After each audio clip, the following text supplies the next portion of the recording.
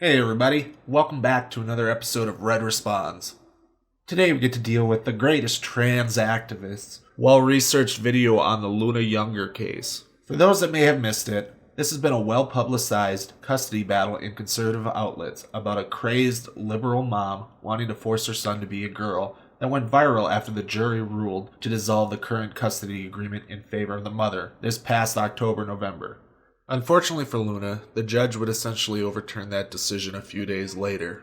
There have been several good videos that have dug into the case to show that the conservative reporting is just plain wrong and blatant lying in several cases. If you want to dig into it more, I suggest checking out Timbah.On.Toast's video about the case. Now let's see how Blaire describes the case.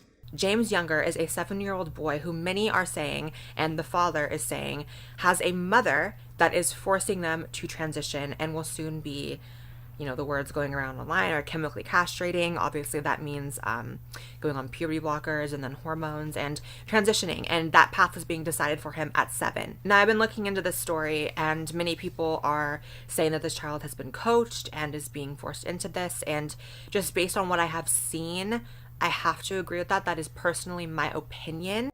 That may be your opinion, but it isn't a well-looked-into one. We'll see how poorly you researched as we go along. The dad posted this, in my opinion, incredibly disturbing video online, and we're going to discuss it. I'm a girl. Who told you were a girl? Mommy. When did she tell you you were a girl? 'Cause I love girls. Oh, I see. So mommy told you were a girl? Uh-huh. Does mommy do anything else like with a girl with you? Mm-hmm. Like what? Like dresses. What does she do? She do put them on me. She puts dresses on you? Oh, wow. And what else does she do? She buys my headbands, Uh-huh. me hair clips. Oh, hair clips? Okay. Does she do anything with your fingers? Yeah. What? She paints my nails. So mommy puts you in a dress and puts nail polish on you? And what does mommy tell you? She tells me I'm a girl. Oh, okay. If you think the clip is so disturbing, why did you feel the need to edit it the way you did? There's at least 3 edits in the clip, but there's 2 very important ones that she cuts out. This is the first bit from the very beginning of the video. You're a boy, right? No. I'm a girl. Who told you you were a girl? Mommy. As you can see, the clip Charlie Kirk was sharing around already cut some of the stuff out at the beginning, so we're missing part of the build-up to the discussion. I don't know if it was Kirk or the father who cut out the beginning of the clip. Anyways, Blaire edits out the beginning of the vid where the father says Luna is a boy. Blaire doesn't seem to think that is disturbing or disgusting, just the bit following the father's leading questions. Now let's look at the other major edit from the end of the clip. Does she do anything with your fingers? Yeah. What? She paints my nails. Why does she do that? 'Cause I love like nail polish. Oh. So mommy puts you in a dress and puts nail polish on you? And what does mommy tell you? She tells me I'm a girl. Oh, okay. Do you think you're a girl? Uh-huh. You do? Is that why you wear this, so that you can have long hair? Okay.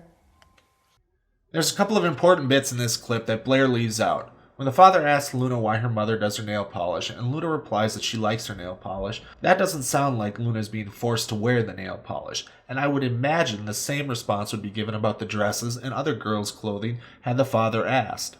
The next bit is when the father asks if she thinks she's a girl. This is the second time in the clip that Luna asserts she's a girl. From the court documents, we learn that Luna has multiple diagnoses of gender dysphoria. This will never come up in the rest of Blaire's video. Ask yourself why.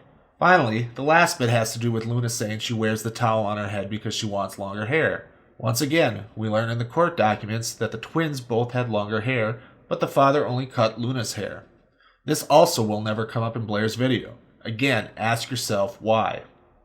So you guys, this video to me is, I don't even want to get emotional. It's so sad. I think, first of all, children going through custody battles and, being weaponized by either party or both parties and just going through that is so sad. And adding in this transgender layer, but I have to be honest, a child saying, my mom told me I'm a girl, not cool. Why isn't it cool? As I previously pointed out, Luna has received multiple diagnoses of gender dysphoria. The recommended treatment for it is to affirm her gender. That means pronouns, dress as a girl, call her Luna, etc. The mother is just following the treatment recommendations given to her by the professionals. Ask yourself why Blaire never mentions this. Now I'm transgender and I had feelings of gender dysphoria at that age as well. But one thing was that I felt like a girl at that age, but it wasn't because anyone was telling me. It wasn't because anyone was putting anything on me. It was actually the opposite. It was the entire world, including my parents, telling me, you're a boy, you're a boy, you're a boy, and me still feeling that way. So it was not based on what my parents were instructing me on. So that's incredibly worrisome, in my opinion. It's good that Luna's gender identity isn't because her mother is telling her. The first professional who gave the diagnosis was a neutral party selected by the father because she was married to a pastor. The father sent a bunch of allegations behind the mother's back to try and sway her, but the professional still came away with the diagnosis of gender dysphoria. As for the world telling Luna she isn't a girl, I've shown in the clip Blaire cut up that the father is telling Luna she is a boy. If you don't think that example is enough, here's a couple clips Timbah grabbed from interviews and public appearances the father has made during this whole thing. 6 years and 10 months ago, the good Lord gave me 2 sons. I named after the brothers of Jesus. They were baptized and dedicated to a life in Christ. I cannot try to convince my son that he is a boy. Now that means I've been unable to teach him traditional Christian teachings on sexuality and gender, and I can't let him go to Sunday school because in my church, pretty much like yours, we teach this as just men and women. Since it's totally against my religious beliefs to affirm him as a girl, I have never assented to my son presenting as a girl. This is how I've been able to handle it. I've said, look, don't listen to me. I read you the book of Genesis every night before you go to bed. What does the Bible say? That's your answer. Sounds like he's pretty adamant against Luna being a girl, based solely on his shitty religious beliefs. Again, ask yourself why none of this comes up in Blaire's video. Now, the father in court claimed that the mother, who is supposedly behind pushing this child to transition, has done some incredibly shady and abusive things. That's alleged, saying she was putting my son into timeout and she would lock him in the room and say that monsters only eat boys. Now, if that's true, that seems like a blatant attempt to sort of manipulate James's idea of what a boy and girl is, trying to sort of almost imprint the idea that being a boy is bad, you're not a boy. And I don't know what the motive of this mother is, because apparently medical records are all saying that this boy is female, and I'm not sure if you can do that unless you legally change it or not. But regardless, there just seems to be a lot of choices being made for this boy. The only supporting evidence Blaire provides that the mother is doing shady and abusive things is a single allegation made by the father. Beyond the abuse inflicted because of his religious beliefs, the court documents list several shady and abusive things the father has done as facts of the court. Don't just take my word for it. Here's a clip of Glenn Beck reading the facts of the court about the father's abuse. Zoe and Sydney, they're called girls in this matter for the court. Okay, so then he goes into child support, that he was in arrears and blah, blah, blah, blah, blah. Children. Respondent engaged in inappropriate and hurtful treatment of the girls. Now, again, these are the facts and conclusions of the law. Respondent engaged in inappropriate and hurtful treatment of the girls. The girls were good, sweet, hardworking, well-mannered children. Respondent forced the girls to do plank push-ups for extended periods of time while reading the house rules until the girls cried. Respondent would lock the girls down in their room and remove all their possessions from their rooms and would not let them participate in family activities. Respondents would put the girls in silent treatment, and they could not talk until spoken to for many, many days. Respondents' actions caused harm to the girls. One of the girls developed a suicide plan. The other girl was cutting herself. Based in large his treatment of the girls, petitioners asked respondent to move out of the residence. Both girls improved after he moved out. Respondent lied to the petitioner about the girls. The girls had a very good, safe, healthy relationship with the boys. Respondent failed to co-parent. Petitioner made attempts, blah, blah, blah. Beyond just this yikes, the marriage was annulled because the father lied about his history, his job, etc. The dude is a con man. Once again, I suggest you ask yourself why none of this comes up in Blaire's video. As for the medical records change, that's completely false. The child's medical record saying Luna is male was used by the father's lawyer in questioning the mother. I have no idea where she got that bit from. Now, I think there is nothing wrong with children exploring with play and with toys and different sorts of things, and honestly even wearing what they want. If I'm being completely honest, I don't have an issue with that at all. But the mother has been going to consultations for puberty blockers, is, quote, not ruling it out, and it seems like this boy's fate is already decided. You know, I do believe 7-year-olds can experience gender dysphoria. I was one of them, but no 7-year-old is prepared mentally, emotionally, anything to make the decision to go on puberty blockers and then hormones and then live as a woman at 7. You might not think it's an issue, but it's clearly an issue for the father. One that he's enforced, given his testimony in court and the testimony of the CPS agent that investigated the mother. The claims Blaire is making about the mother going to consultation for puberty blockers for her 7-year-old is also just plain false. The bit she is referring to is a future appointment when Luna is 8 or 9 to see if her gender identity still persists. If it still persists at that time, they'll begin to talk about puberty blockers, which still doesn't mean Luna would be going on them at that time. This is because puberty typically occurs between 12 and 16 in males. You know what? Whenever I talk about this, a bunch of people online will start screaming at me about how puberty blockers are safe and puberty blockers are not the same thing as hormones. No one's making permanent decisions. It's just puberty blockers. It's temporary.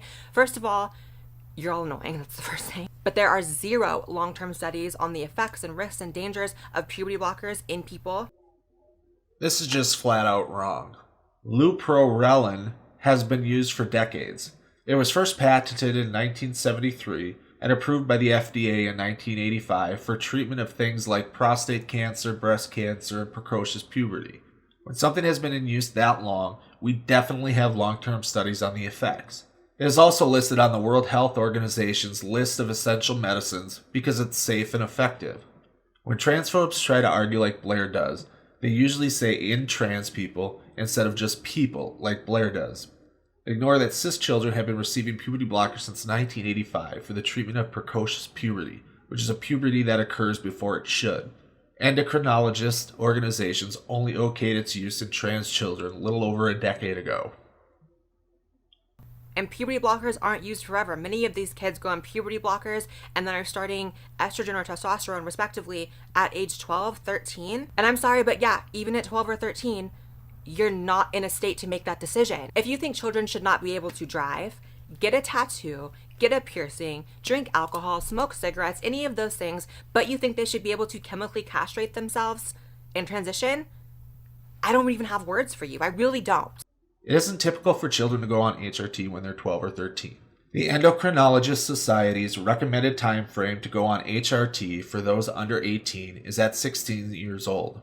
Seeing as someone like Luna would typically be hitting puberty at 12 or 13, that's not when she would go on HRT.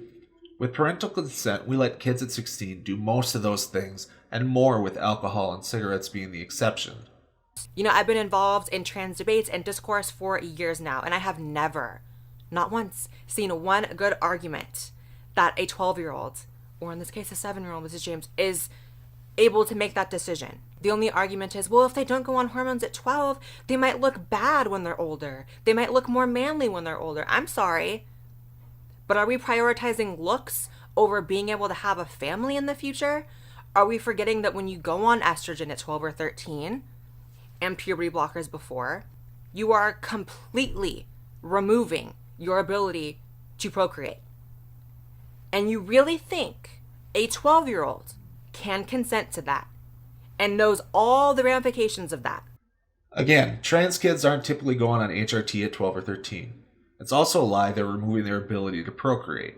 Once kids reach puberty, it's possible to freeze eggs and sperm for future procreation. This is done often with cancer patients at that age because chemotherapy for some cancers can result in compromised fertility. Puberty blockers are used to put a pause on puberty until they're older, so their parents and them can consider all the ramifications and options before going on HRT. I'll also add the part about prioritizing looks over procreation is Blaire being two-faced. YouTuber Angie Moon has a pretty good response compilation clip showing how Blaire trashes trans people who aren't passing enough. That'll link in the description below. I don't know. Sometimes I seriously lose faith that trans people will ever be accepted into society and integrated into society when just the insanity that comes out of the community is so constant. Now we're to the reason why Blaire made her video the way she did. Blaire doesn't care about trans acceptance and integration. She only cares about people accepting her and her alone because her dad's side of the family refuses to accept her. You can see the full breakdown video linked in the description below. I don't know, I just feel like we never have anything positive coming out of the community. I feel like it's always, if you don't date me, you're transphobic. Yes, 7-year-olds can decide to transition. Yes, male athletes who popped 2 estrogen pills should be able to compete against women and demolish them. When is the community going to step up and realize things are going too far and regain some credibility here? Because it's not looking good. It really isn't.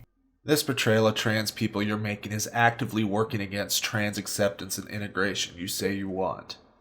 The first is generally a straw man of the argument trans people are making, but I'll leave it at that. As for the second, a 7-year-old can certainly socially transition, which is all Luna is doing at this point in time. It's the recommended treatment for children with gender dysphoria. This final one is another straw man of the situation. Most sports organizations that allow trans women to compete in women's sport require a minimum at least 1 year on HRT with testosterone levels under a certain threshold during that span. Nobody is popping 2 estrogen pills and then competing. In the orgs where trans women meet the requirements to compete, they are also not dominating in any way, shape, or form. I'll say this, in the off chance that the mother of James is viewing this video, I don't want to come across as I am attacking you. In fact, I would like to publicly reach out via this video if you watch it and say, let's have a conversation. I would love to talk to you. I am not some random internet troll. I am not some anonymous person on Twitter. I am not some hater. I'm a trans woman myself, and if anything, I've walked this path that your son and yourself may seem to think is the right path for him, and I'm actually willing to talk to both of you. This is just a bold-faced lie, Blaire. You spent the whole video going after the mother without doing any of the research necessary to give a holistic view of the situation. Outside of your personal experience going through transition, you can't provide anything to this conversation with the mother about her child. You're not a professional and you spent the entire video arguing against what the professionals have told the mother to do. You're just looking to get more views by grabbing someone who is a national headline. With all that said, I want to thank everyone who made it to the end of the video. Please rate and comment below to let me know what you think. Please share it out if you liked it. It really helps the channel. If you're new, don't forget to hit the subscribe button and ring that bell to turn on notifications.